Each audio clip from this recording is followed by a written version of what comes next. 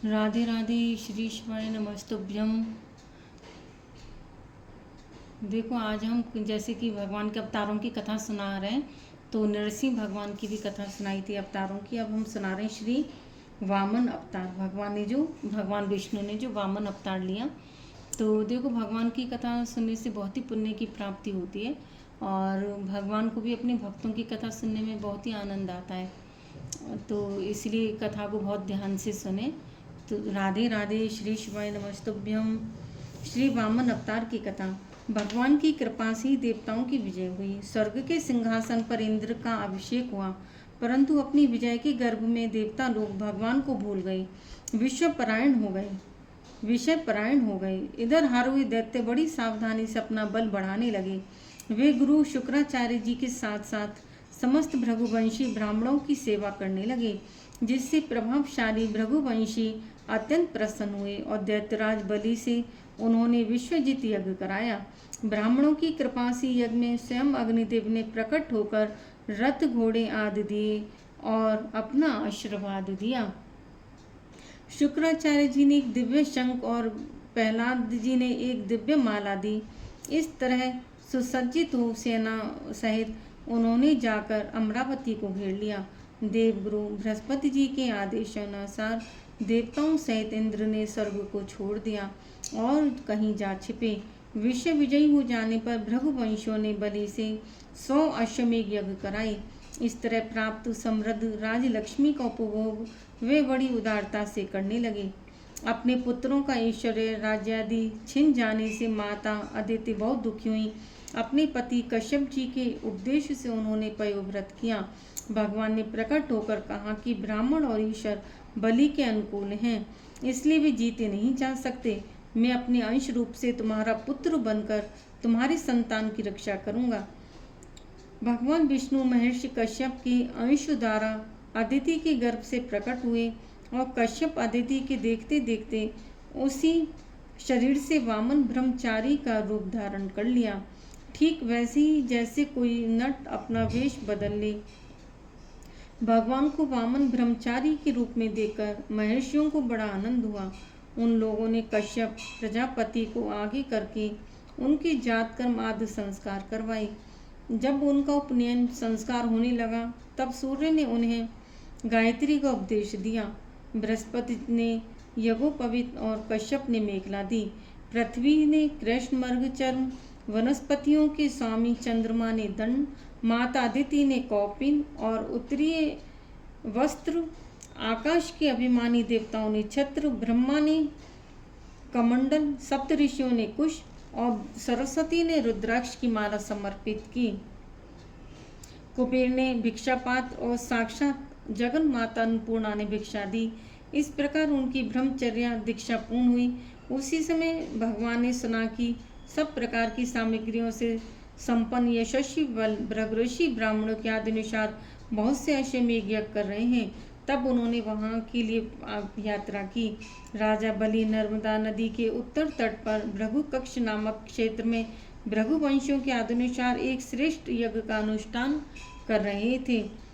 ठीक उसी समय हाथ में छत्र, दंड और जल से भरा कमंडल लिए वामन भगवान ने अश्वमेध के मंडप में प्रवेश किया। वे कमर में मूंज की मेखला और गले में यज्ञोपवीत धारण किए हुए थे। बगल में मर्ग चर्म और जटा सिर पर थी। चलो 2 मिनट हम भी भगवान का स्मरण करते हैं, फिर कथा आगे बढ़ाएंगे। ओम नमो भगवते वासुदेवाय। ओम नमो भगवते वासुदेवाय। ओम नमो भगवते वासुदेवाय। ओम नमो भगवते वासुदेवाय। ओम नमो भगवते वासुदेवाय। ओम नमो भगवते वासुदेवाय। बगल में मृग चर्म और जटा सिर पर थी। राजा बलि ने स्वागत वाणी से उनका अभिनंदन किया और चरणों को पखारकर चरण तीर्थ को मस्तक पर रखा। फिर बट रूपधारी भगवान से बोले, ब्राह्मण कुमार, ऐसा जान पड़ता है कि आप कुछ चाहते हैं। आप जो कुछ भी चाहते हैं अवश्य ही वह सब आप मुझसे मांग लीजिए। भगवान ने प्रसन्न होकर बलि का अभिनंदन किया और कहा, राजन, आपने जो कुछ कहा वह धर्म में होने के साथ साथ आपकी कुल परंपरा के अनुरूप है। फिर यह कहकर उन्होंने बलि के पूर्वजों का यशोगान किया। बलि के पिता विरोचन की उदारता, पिता में प्रहलाद की भक्ति निष्ठा, प्रत्युपामह हिरण्यकश्यप हिरण्याक्ष के अमित पराक्रम की प्रशंसा की और बोले, मैं केवल अपने डग से 3 डग पृथ्वी चाहता हूँ।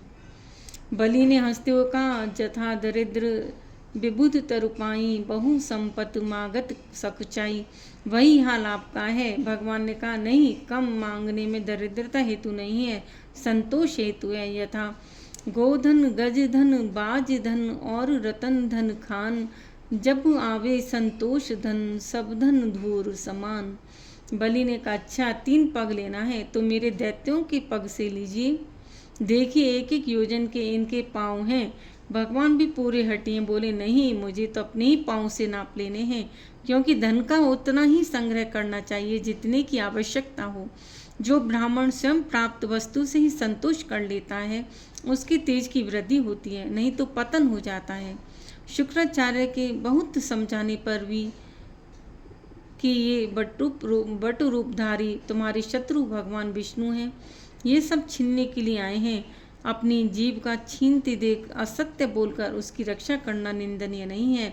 राजा ने असत्य बोलना देने को कहकर फिर नकार जाना स्वीकार न किया। तब शुक्राचार्य जी ने बलि को राजभ्रष्ट होने का श्राप तक दे दिया, तो भी महात्मा बलि अपने निश्चय से हटे नहीं और हाथ में जल लेकर 3 पग पृथ्वी का संकल्प कर दिया। संकल्प होते ही भगवान का वामन रूप बढ़ते बढ़ते इतना बढ़ा कि भगवान की इंद्रियों में और शरीर में सभी चराचर प्राणियों का दर्शन होने लगा। बोलो वामन देव भगवान की जय। सर्वात्मा भगवान ने यह सारा ब्रह्मांड देखकर सब दैत्य भयभीत हो गए। उन्होंने एक डग से बलि की सारी पृथ्वी नाप ली, शरीर से नभ और भुजाओं से सभी दिशाएं घेर ली। दूसरे पग से स्वर्ग नाप लिया। तीसरा पग रखने के लिए बलि की कोई भी वस्तु न बची। भगवान का दूसरा पग भी ऊपर को जाता हुआ महलों तक, जनलोक और तपलोक से भी ऊपर सत्यलोक में पहुंच गया। श्री ब्रह्मा जी ने विश्व रूप भगवान के ऊपर उठे हुए चरण का अर्घ पाद्य से पूजन और प्रक्षालन किया। ब्रह्मा के कमंडल का वही जल विश्व रूप भगवान के पद प्रक्षालन से पवित्र होने के कारण गंगा जी के रूप में परिणत हो गया। बलि के सेनापति ने यह जानकर कि यह भिक्षुक ब्रह्मचारी तो हम लोगों का बैरी है, जो अपने को छिपाकर देवताओं का काम करना चाहता है, और राजा तो यज्ञ में दीक्षित होने से कुछ कहेंगे नहीं।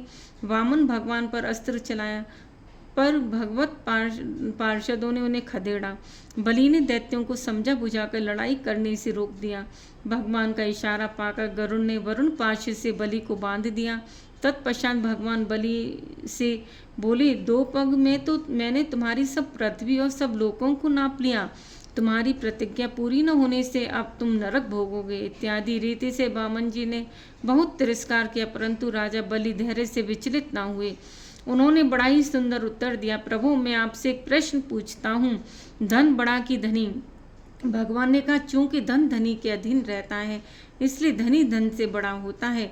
बलि ने कहा, प्रभु, आपने मेरा धन तो 2 पग में नाप लिया है, रही 1 पग की बात, सो वह पग आप मेरे सिर पर रख दीजिए। यद्यपि श्रीमन्नारायण नारायण हरि हरि, श्रीमन्नारायण नारायण हरि हरि, श्रीमन्नारायण नारायण हरि हरि। तो बलि ने कहा, मेरे सर पर आप पैर रखे, 1 पग उसमें नाप लीजिए, तो मैं 2 पग से भी अधिक हूँ, परंतु 1 ही पग में मैं आपके चरणों में आत्म समर्पण करता हूँ। भगवान बहुत प्रसन्न होकर ब्रह्मा जी से बोले, मैं जिस पर बहुत प्रसन्न होता हूँ उसका धन छीन लिया करता हूँ।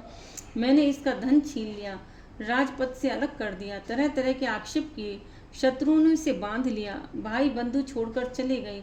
इतनी यातना इसने भोगी पड़ी, यहाँ तक कि इसके गुरुदेव ने भी इसे श्राप दे दिया, परंतु इस दृढ़वर्ती ने अप्रतिज्ञा नहीं छोड़ी। मैंने इससे छल भरी बातें की, मन में छल रखकर धर्मोपदेश किया, परंतु इस सत्यवादी ने अपना धर्म न छोड़ा। फिर राजा बलि को सुतल लोक में रहने की आज्ञा दी और अपूर्व वर दिए। राजा बलि के आप द्वारपाल बन गए। इस तरह भगवान वामन ने बलि से स्वर्ग का राज्य लेकर इंद्र को देकर अदिति की कामना पूर्ण की और स्वयं उपेंद्र बनकर सारे जगत का शासन करने लगे। बोलो वामन भगवान की जय।